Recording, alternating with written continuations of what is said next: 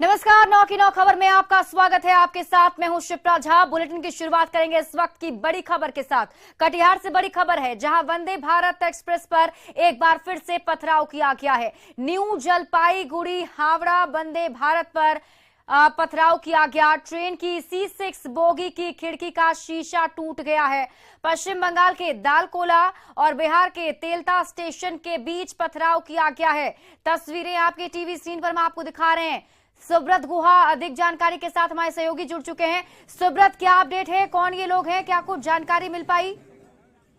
देखिए, इस ट्रेन में खास बात यह है कि ट्रेन के बाहर और भीतर दोनों जगह पर सीसीटीवी लगा हुआ है। लेकिन ट्रेन जब अपने गंतव्य पर पहुंचेगी उसके बाद आरपीएफ को ये सीसीटीवी फुटेज उपलब्ध हो पाएगा, उसके बाद ही जांच शुरू हो पाएगा, ऐसे रेलवे के जो बड़े पदाधिकारी वो कर रहे हैं। हालांकि प्रारंभिक स्तर पर स्थानीय जो इलाका है कटिहार के बलरामपुर थाना, वहां भी रिपोर्ट कर दिया गया और उस आधार पर स्थानीय लोगों से पूछताछ कर जांच शुरू हो गया है। लेकिन बड़ा सवाल है कि बार बार वंदे भारत एक्सप्रेस को इसी इलाके में क्यों टारगेट बनाया जा रहा है। इससे पहले भी किशनगंज के इलाके में इस ट्रेन पर पथराव हो चुका है और बंगाल के कई इलाके में पथराव हो चुका है। निश्चित तौर पर कोई बड़ी साजिश है। रेल पुलिस और जो स्थानीय पुलिस पहले इस बात को टालते रहा, मामले को हल्के में लेता रहा, लेकिन अब जब लगातार ऐसी घटना हो रही है, हो सकता है इसके पीछे कोई बड़ी साजिश हो। फिलहाल पुलिस के लिए इसे बेनकाब करना चुनौती बना हुआ है। चलिए, बहुत बहुत शुक्रिया तमाम जानकारी के लिए सुब्रत। बढ़ते हैं आगे और खबर छपरा से आपको बता दें, जहां गोपालवाड़ी गांव के चवर में आग लग गई। बताया जा रहा है कि बिजली के शॉर्ट सर्किट से यहां पर आग लगी थी और देखते ही देखते आग की लपटें इतनी तेज हो गई कि इस पर काबू पाना मुश्किल हो गया। स्थानीय युवकों ने फायर ब्रिगेड को इसकी सूचना दी। कड़ी मशक्कत के बाद किसी तरीके से आग पर काबू पाया जा सका। आग की लपटों की तस्वीर हम आपको दिखा रहे हैं। देखिए, शॉर्ट सर्किट से चवर में आग लगी। आशंका यही जाहिर की जा रही है। दमकल की टीम ने किसी तरीके से आग पर काबू पा लिया, लेकिन आग की लपटों को देखकर आप अंदाजा लगा सकते हैं किस तरीके से अफरा तफरी का माहौल मौके पर बना होगा। स्थानीय युवक पहले शुरुआती तौर पर अपने स्तर पर यहां पर आग बुझाने के काम कर रहे थे, लेकिन उनके फिर फायर ब्रिगेड को इसकी सूचना दी गई। फायर ब्रिगेड की टीम मौके पर पहुंचकर आग पर काबू पा लिया गया है।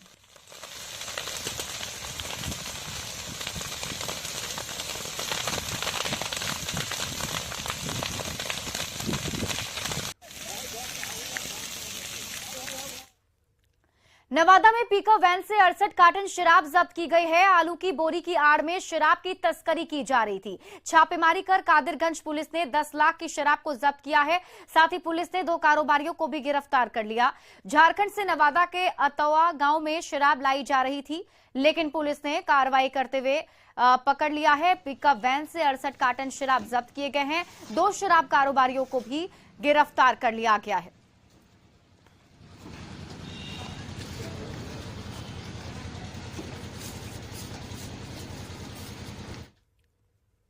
और छपरा से आपको बड़ी खबर बता दें, बाघ एक्सप्रेस से शराब बरामद की गई है। चकमा देकर फरार हो गए तस्कर मौके से, लेकिन शराब बरामद कर लिया गया। छपरा जंक्शन पर जीआरपी ने यह बड़ी कार्रवाई की है, जिसके तहत बाघ एक्सप्रेस से छापेमारी के दौरान शराब बरामद किए गए, लेकिन मौके पर से तस्कर जो है वो फरार हो गए।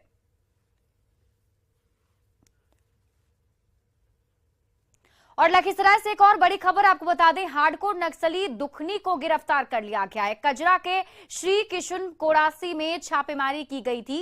एसटीएफ, एसएसबी और जिला पुलिस ने यह कार्रवाई की थी। पीरी बाजार और चानन थाना में कई मामले पहले से ही दुखन पर दर्ज हैं, जिसकी गिरफ्तारी कर ली गई है।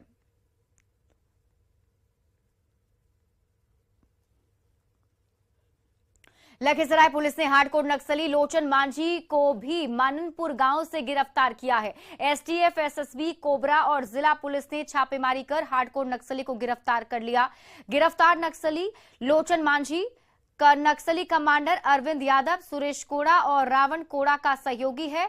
13 जून 2013 को कुंदर हॉल्ट के समीप धनबाद इंटरसिटी ट्रेन में 3 दर्जन नक्सलियों ने हमला कर दिया था। फायरिंग और बमबारी की वजह से 3 पुलिस के जवानों की मौत हो गई थी। इसमें लोचन मांझी सक्रिय भूमिका में था, जिसे अब गिरफ्तार कर लिया गया है। वर्ष 2013 में जो ट्रेन रोककर, इंटरसिटी ट्रेन रोककर जो घटना हुई थी जिसमें 3 व्यक्ति मारे गए थे और हथियार की लूट हुई थी, उसमें शामिल नक्सली लोचन माझी मननपुर क्षेत्र में देखने की बात आई। बड़ी खबर सिवान से, जहां अपराधियों ने उत्कर्ष कंपनी के एरिया मैनेजर को गोली मारकर गंभीर रूप से घायल कर दिया। बताया जा रहा है कि एरिया मैनेजर पैसा कलेक्शन करके लौट रहे थे और तभी अपराधियों ने इस घटना को अंजाम दिया है। घटना रघुनाथपुर थाना के अमलोरी गांव के पास की है, जहां 4 की संख्या में हथियार से लैस अपराधियों ने उत्कर्ष कंपनी के एरिया मैनेजर ज्ञान प्रकाश को ओवरटेक कर घेर लिया और लूटने की कोशिश की। लूट का विरोध करने और लूट में असफल होने पर अपराधियों ने एरिया मैनेजर ज्ञान प्रकाश को गोली मारकर फरार हो गए। घायल को इलाज के लिए सदर अस्पताल में भर्ती करवाया गया है।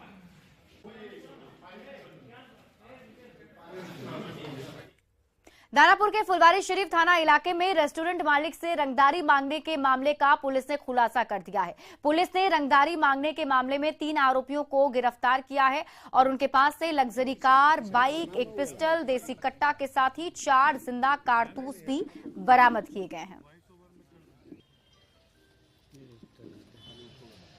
19/1/23 को एम्स गोलंबर से नौबतपुर की तरफ जाते हैं तो एक रेस्टोरेंट है, आर्च रेस्टोरेंट। उसमें जो 3 व्यक्ति अज्ञात व्यक्ति के द्वारा आकर के रंगदारी की मांग उसके होटल मालिक से की गई। सीसीटीवी को खंगाला गया, जिसमें से 2 व्यक्ति को गिरफ्तार किया गया, जिसमें से एक विधि विवादित किशोर है और भी एक व्यक्ति जो और भी आइडेंटिफाई किया गया था, जो जटा नाम का कुख्यात क्रिमिनल है। उसके घर में जब रेड हुआ तो वहाँ से एक पिस्टल कट्टा भी बरामद हुआ। कैमूर में महिला सिपाहियों की बेरहमी का वीडियो वायरल हो रहा है। महिला सिपाहियों ने बुजुर्ग टीचर की पिटाई कर दी। पीड़ित नवल किशोर पांडे प्राइवेट स्कूल में टीचर हैं। बताया जा रहा है कि नवल किशोर पांडे स्कूल से बच्चों को पढ़ाकर अपनी साइकिल से घर लौट रहे थे। उसी दौरान भभुआ के एकता चौक के पास उनकी साइकिल गिर गई। तभी उनके पास पहुंची 2 महिला सिपाहियों ने साइकिल हटाने को कहा। साइकिल हटाने में देरी से नाराज महिला सिपाहियों ने बुजुर्ग पर ताबड़तोड़ लाठियों की बरसात कर दी।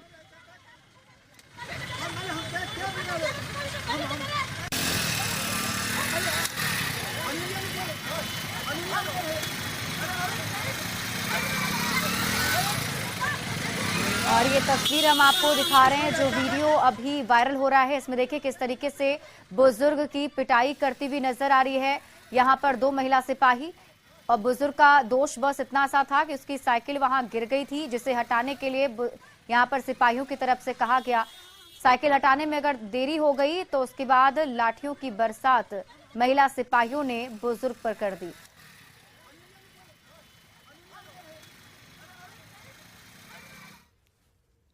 रांची में रिम्स के सिक्योरिटी गार्ड और स्थानीय लोगों के बीच मारपीट का एक वीडियो सामने आया है। ये वीडियो सोशल मीडिया पर वायरल भी हो रहा है। बताया जा रहा है कि इस मारपीट में एमबीबीएस के छात्र भी शामिल थे और वो तस्वीर हम आपको दिखा रहे हैं, जिसमें आप देख सकते हैं कैसे लोग आपस में मारपीट करते हुए नजर आ रहे हैं। लात घूंसे बरसाए जा रहे हैं। वहीं इस मामले पर रिम्स प्रबंधन का कहना है कि हॉस्टल नंबर 6 के पास लगातार छिनतई और चोरी की घटना हो रही थी, जिसके बाद गाड़ी से आने जाने वालों को रोका जा रहा था, लेकिन राहगीर नहीं मान रहे थे। फिर कुछ स्थानीय लोगों ने लड़ाई शुरू कर दी, जो बाद में झड़प में तब्दील हो गई। हालांकि इन्होंने कहा कि इस मारपीट में कोई भी मेडिकल का छात्र शामिल नहीं है। बांका के धोरैया में युवक की हत्या मामले का पुलिस ने खुलासा कर दिया है। प्रेम प्रसंग में एक लड़की के परिजनों ने ही 13 जनवरी को मोहम्मद तनवीर की हत्या कर शव को फेंक दिया था। पुलिस की जांच में जो बातें सामने आई उसके मुताबिक मोहम्मद तनवीर गांव की ही एक हिंदू लड़की से बात करता था। दोनों के बीच प्रेम प्रसंग था, जिसकी भनक लड़की के परिजनों को लग गई थी, जिसके बाद एक साजिश के तहत लड़की के परिजनों ने मोहम्मद तनवीर को देर रात फोन कर बुलाया और सभी ने मिलकर उसकी हत्या कर तालाब में शव को फेंक दिया। पुलिस ने इस मामले में लड़की के साथ उसके पिता, उसके 2 भाइयों को गिरफ्तार कर जेल भेजा है। ये दिलीप यादव की पुत्री का उस व्यक्ति जो तनवीर नाम का व्यक्ति था उसके साथ बराबर बातचीत होती थी। दोनों में प्रेम प्रसंग था और उसी में जो है उसी के खुन्नस में दिलीप यादव के द्वारा उसकी हत्या किया गया था। मतलब उसकी बुलाकर हत्या कर दी गई। हाँ जी। इसमें क्या कार्रवाई हुआ है सर? इसमें जो अभियुक्त लोग थे, जिसमें 4 अभियुक्तों की इसमें गिरफ्तारी हुई है। दिलीप यादव, उसके 2 पुत्र और उसकी पुत्री की गिरफ्तारी इसमें की गई। सहरसा में एएलएलटीएफ ने पुलिस की मदद से शराब तस्करों के साथ शराब की गड़ी खेप पकड़ी है। सूचना मिली थी कि नौगछिया से मधेपुरा की ओर शराब ले जाई जा रही है।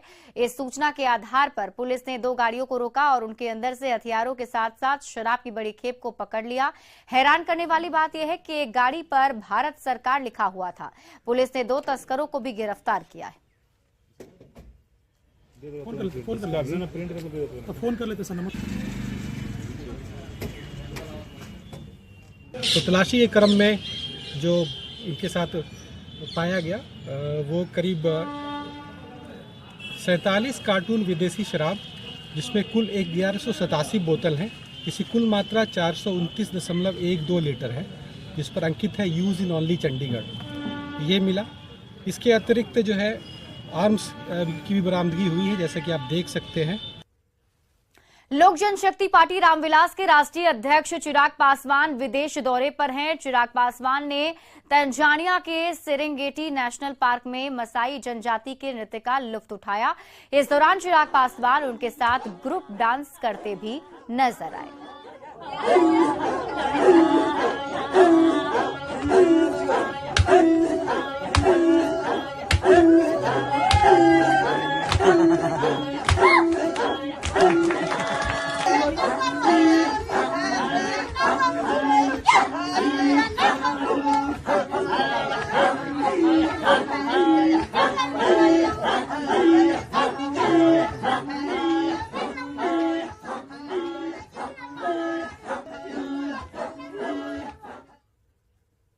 लड़कियां आप किसी भी क्षेत्र में लड़कों से कम नहीं हैं। भागलपुर में लड़कियां लड़कों की तरह ही ग्राउंड में पसीना बहा रही हैं। शहर के एकमात्र सैंडिस कंपाउंड में यहां की बेटियां घंटों नेट पर प्रैक्टिस करती हैं।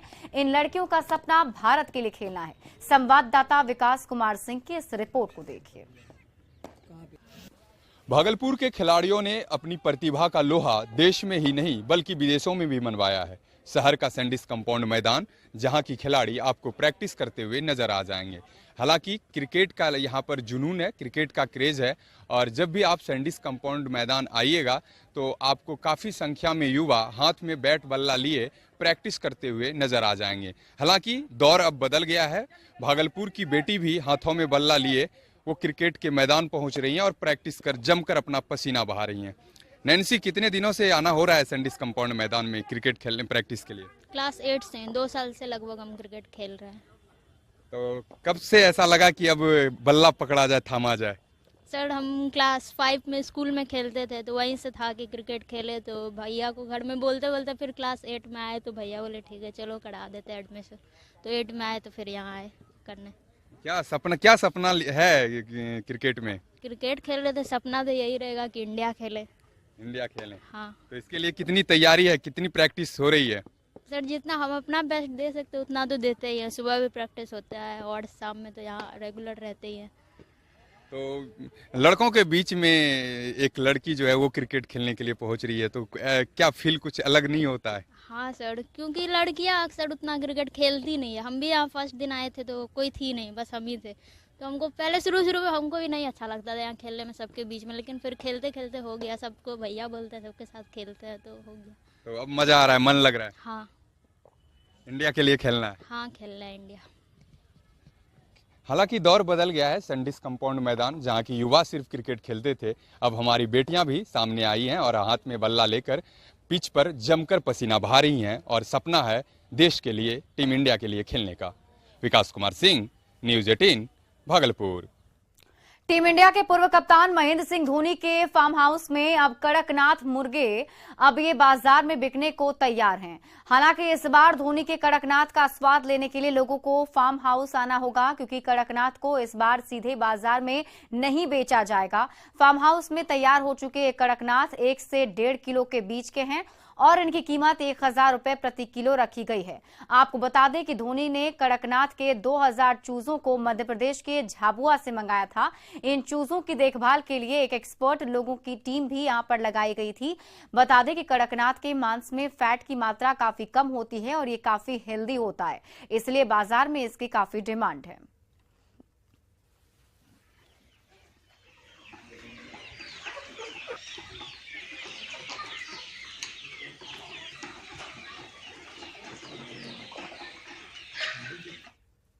पटना सहित पूरे बिहार में पड़ रही ठंड के बीच मौसम ने करवट बदली है। पटना में सुबह से ही ठंड के साथ बूंदाबांदी हो रही है, जिसके कारण कनकनी और बढ़ गई है।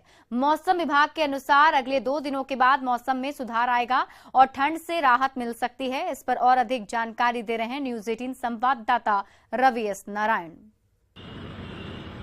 राजधानी पटना सहित बिहार के सभी जिलों में कड़ाके की ठंड पड़ रही है, लेकिन राजधानी पटना में सुबह से ही मौसम ने करवट बदली है और सुबह से बूंदाबांदी जो है वो देखी जा रही है। आपको बता कि जिस तरीके से लगातार ठंड पड़ रही है और उसके बाद जब सुबह से बूंदाबांदी शुरू हुई है और तेज चल रही हवाओं ने जो परेशानियां हैं वो और बढ़ा दी है। हालांकि मौसम विभाग के अगर माने तो उनका कहना है कि इस ठंड से जो निजात है वो अगले 2 दिनों में मिल सकता है, लेकिन फिलहाल जो बर्फीली हवाएं आ रही हैं और जो हवा का जो रफ्तार है उसके कारण ठंड जो है वो लगातार देखी जा रही है और खास करके सुबह से जिस ढंग से बूंदाबांदी शुरू हुई है उससे कनकनाहट जो है और बढ़ी है। मौसम विभाग ने जो पूर्वानुमान किया है उसके अनुमान जो है अगले 2 दिनों में धूप खिलने और आसमान साफ रहने की राज्य भर में बात की जा रही है, जिसके कारण जो है वो ठंड से धीरे धीरे निजात मिलेगा और उसके बाद न्यूनतम पारा जो है वो भी धीरे धीरे ऊपर आ सकता है, जिससे लोगों को राहत मिल सकती है। पिछले 24 घंटों की अगर माने तो बिहार के लगभग सब जिले जो हैं उसमें जो तापमान है वो न्यूनतम 10 डिग्री से नीचे ही रहा है। तो कहा जा सकता है कि पिछले 2 दिनों में जिस ढंग से हल्की जो धूप निकली है वो राहत पहुंचा रही थी, लेकिन आज सुबह से हो रही बूंदाबांदी ने फिर से परेशानी बढ़ा दी है। कैमरा पर्सन दीपक के साथ रवि एस नारायण, न्यूज 18 पटना। आज मौनी अमावस्या है। आज के दिन गंगा नदी या पवित्र जलाशयों में स्नान करना शुभ फलदायक माना जाता है। बक्सर में मौनी अमावस्या के मौके पर बड़ी संख्या में श्रद्धालुओं ने आस्था की डुबकी लगाई, जिसका जायजा लिया न्यूज 18 संवाददाता पुष्पराज ने। मौनी अमावस्या को लेकर के आज बक्सर के रामरेखा घाट पर लाखों की संख्या में श्रद्धालुओं का हुजूम पहुंचा हुआ। आप देख सकते हैं बक्सर के रामरेखा घाट का ये दृश्य है, जहां पूरे बिहार और नेपाल से श्रद्धालु आज यहां मौनी अमावस्या का गंगा स्नान के लिए पहुंचे हैं। और ये नजारा है, जैसे जैसे दिन बढ़ रहा है वैसे वैसे श्रद्धालुओं की संख्या भी बढ़ती जा रही है। कहा जाता है कि आज के दिन स्नान का बहुत महत्व है। लोग आज स्नान करते हैं और दान पुण्य करते हैं। और सबसे बड़ी बात है कि यहाँ बक्सर के रामरेखा घाट पर उत्तरायणी गंगा है। उत्तरायणी गंगा के होने की वजह भी है साफ है कि यहाँ श्रद्धालु पहुँचते हैं दूर दराज से स्नान करने के लिए और पुण्य के भागी बनते हैं। पुष्पराज, न्यूज 18 बक्सर। मौनी अमावस्या को लेकर बेगूसराय के सिमरिया घाट सहित गंगा घाटों पर श्रद्धालुओं ने आस्था की डुबकी लगाई। मौनी अमावस्या के दिन लोग पवित्र नदी में आस्था की डुबकी लगाते हैं। इस दिन मौन रहकर दान और स्नान करने का विशेष महत्व है। मान्यता है कि इस दिन किसी तीर्थ स्थान पर जाकर स्नान दान करने से शुभ फल की प्राप्ति होती है। पितृदोष से मुक्ति पाने के लिए भी अमावस्या के दिन पितरों का श्राद्ध और तर्पण भी किया जाता है।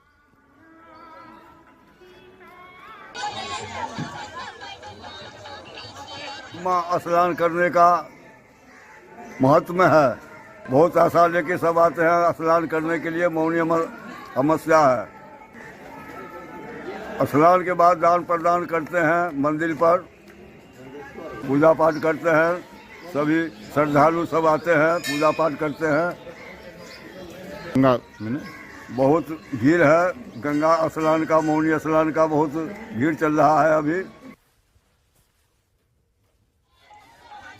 तो मौनी अमावस्या के मौके पर देखें किस तरीके से गंगा घाटों पर भीड़ नजर आ रही है। श्रद्धालु आज आस्था की डुबकी लगाते हुए नजर आ रहे हैं। ऐसी मान्यता है कि आज मौन रहकर दान करने से पुण्य की प्राप्ति होती है। और न्यूज 18 बिहार झारखंड ने सड़क सुरक्षा को लेकर बड़ी मुहिम की शुरुआत की है। हेलमेट लगाइए, सुरक्षित घर आइए। इस मुहिम से जुड़ने के लिए आप हमें 8882471471 नंबर पर कॉल कर सकते हैं और अपना वीडियो भी हमें हमारे व्हाट्सएप नंबर पर भेज सकते हैं। हमारा व्हाट्सएप नंबर है 7815929838 पर। आप हमारी मुहिम से जुड़ें और अपनी जान की हिफाजत जरूर करें। और फिलहाल इस